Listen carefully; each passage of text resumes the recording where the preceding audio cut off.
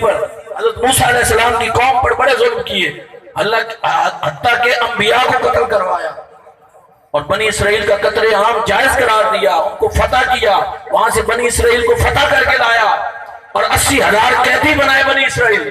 ان میں کچھ نبی بھی تھے، ایک نبی جن کا نام ہے حضرت دانیال علیہ السلام۔ کیا نام ہے بولیے؟ حضرت دانیال علیہ السلام ان کا نام ہے۔ ان کو وہاں سے قید کر کے لایا، اپنے کیپٹل بریا جو اس کا تھا دارالحکومت عراق کا شہر بابل، وہاں لے کر آیا اور آ کر کسی کو قید میں رکھا، کسی کو قید میں مشقت دی، اور دانیال علیہ السلام کے علم کی وجہ سے انہیں کہا آپ ویسے یہاں پر رہیں، قید میں نہ رکھا۔ ظالم بہت تھا، اس کے دربار کا یہ دستور تھا جو داخل ہوتا سجدہ ریز ہوتا۔ ایک رات سو رہا تھا، اچانک ڈر کے اٹھ بیٹھا، ایک خوفناک خواب اس نے دیکھا تھا، ڈر کے اٹھ بیٹھا، میں نے کتاب پہلے بتائی ہے، اٹھ بیٹھا وہ بادشاہ بخت نصر، اور صبح دربار کے سارے کاہن یا جادوگر جو تھے یا درباری ملا تھے ان کو اکٹھا کیا، قاضیوں کو کہا میں نے ایک خواب دیکھا ہے، مجھے اس کی تعبیر بتائیے، میں نے ایک خواب دیکھا ہے، مجھے اس کی تعبیر بتائیے۔ انہوں نے کہا جان کی امان، بادشاہ سلامت، جو خواب آپ نے دیکھا ہے، جو خواب آپ نے دیکھا ہے وہ بتائیں تو صحیح۔ اس نے کہا خواب تو میں نے بھی یاد کوئی، خواب تو مجھے بھی یاد نہیں، کام آپ کے ذمہ یہ ہے کہ خواب بھی آپ نے بتانا ہے، تعبیر بھی آپ نے بتانی ہے۔ وہ ہنسنے لگے کہ ہم کیسے خواب بتائیں اور تعبیر کا، خواب بتاؤ گے تو تعبیر بتائیں گے۔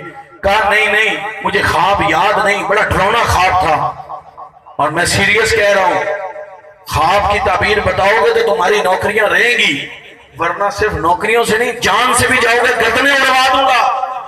جاؤ اعلان کروا دو، بابل شہر میں منادی کروا دو، آؤ بادشاہ بخت نصر کا خواب بتاؤ۔ کسی کے بس میں نہیں تھا کہ بول سکے۔ جب بازار میں حضرت سیدنا دانیال علیہ السلام اللہ کے پیغمبر نے یہ بات سنی، کہا یہ اللہ کا پیغمبر جائے گا اور بخت نصر کا خواب بھی بتائے گا، تعبیر بھی بتائے گا۔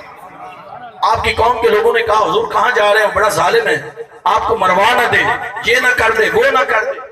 آپ نے کہا مجھے جانے دو، جو علم نبوت مجھے عطا ہوا ہے اس کی روشنی میں اس کا جواب دوں گا۔ جب آپ اس کے دربار میں پہنچے، سجدہ نہیں کیا اس کو، ہائے ہائے ہائے ہائے، اللہ کے سب نبی مواحد ہیں، کہیے سبحان اللہ۔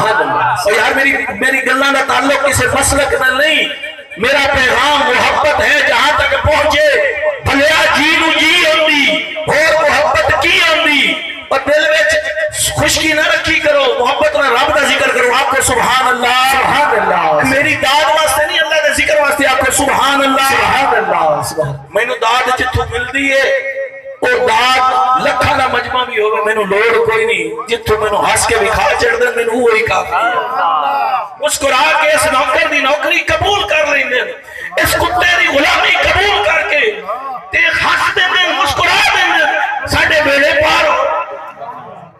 آپ نے اسے سجدہ نہیں کیا، وہ بڑا آگ بگولا ہوا، اس نے کہا سجدہ کیوں نہیں کیا؟ آپ نے فرمایا اب عام کوئی بندہ ہوتا تو کہتا میں اس لیے سجدہ نہیں کیا، میں اللہ وحدہ لا شریک کو جانتا ہوں، اس کو مانتا ہوں، صرف اسی کو سجدہ کروں گا، تجھے سجدہ نہیں کر سکتا۔ لیکن نہیں، نبی اللہ کے حکمت یہ نہیں کہا جو عقیدہ توحید تھا۔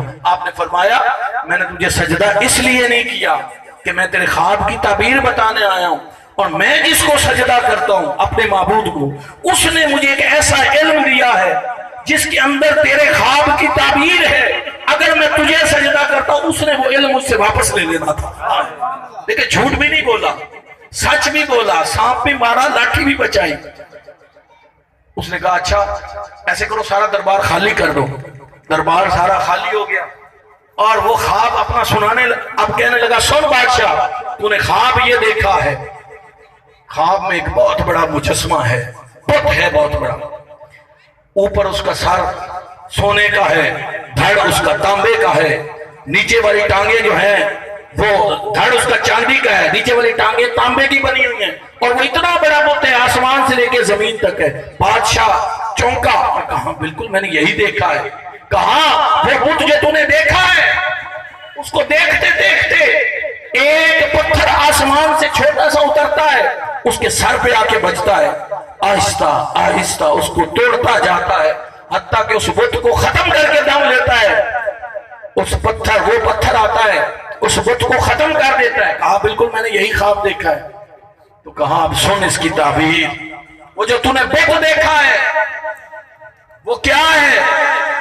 وہ بت پرستی اور شرک ہے، تمام ادیان باطل ہیں۔ جو تو نے بت دیکھا ہے اور جو آسمان سے پتھر اترا ہے وہ اللہ کا دین حق ہے، دین حق ہے، وہ اس بت کو ختم کرنے کے لیے آیا ہے۔ تو کہا وہ تعبیر ہم بھی دیکھ پائیں گے؟ بخت نصر نے پوچھا، کہا نہیں، نہ تم دیکھ پاؤ گے نہ میں دیکھ پاؤں گا، لیکن جب یہ بت ختم ہوگا یہ اس بات کی نشانی ہوگی کہ کوئی نبی آخر الزمان تشریف لے آئے۔ سبحان اللہ۔ ہمیں کہتے ہیں میلاد کہاں ہے؟ کتب سابق حضور کے میلاد سے بھری پڑی ہے، آقا کی آمد کی خبر دے رہی ہے۔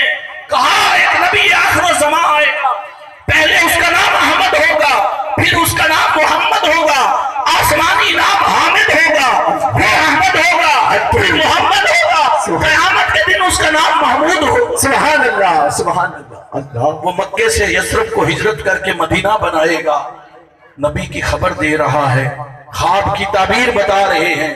کہا اچھا ہم دیکھیں گے؟ کہا نہیں دیکھیں گے۔